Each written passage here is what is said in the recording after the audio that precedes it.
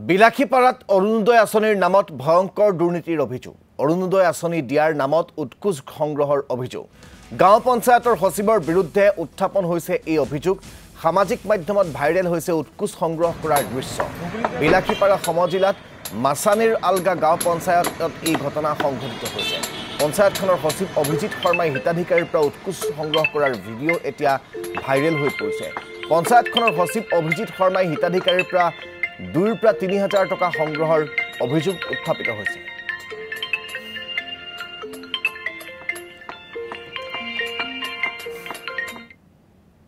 ধুবুৰী জিলাৰ 9 নং বীৰ সিং জৰুৱা সমষ্টিৰ অন্তৰ্গত 52 নং মাছানাৰাগলা গাঁও পঞ্চায়তৰ সচিব অভিজিৎ শৰ্মা তেখেত হল মাছানাৰাগলা গাঁও পঞ্চায়তৰ এগৰাকী সেক্ৰেটাৰী সচিব হয়।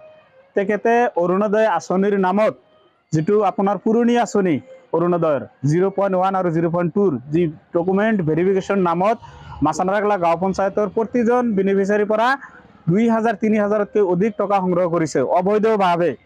গতিকে এই ক্ষেত্ৰত অসম চৰকাৰক আমি ক'ব খুজিছোঁ, যেটো সময়তে আপোনালোকে অসমক এখন দুৰ্নীতিমুক্ত কৰাৰ যি সপোন দেখুৱাইছিল, তেনে ক্ষেত্ৰত আপোনাৰ নিযুক্ত বিষয়াগৰাকীয়ে নিজৰ কাৰ্যালয় এৰি নিজৰ চাৰিচকীয়া ৰঙা ৰঙৰ বাহনত বহি থাকি অৰুণোদয়ৰ আঁচনিৰ নামত হাজাৰ হাজাৰ টকা সংগ্ৰহ কৰি আছে।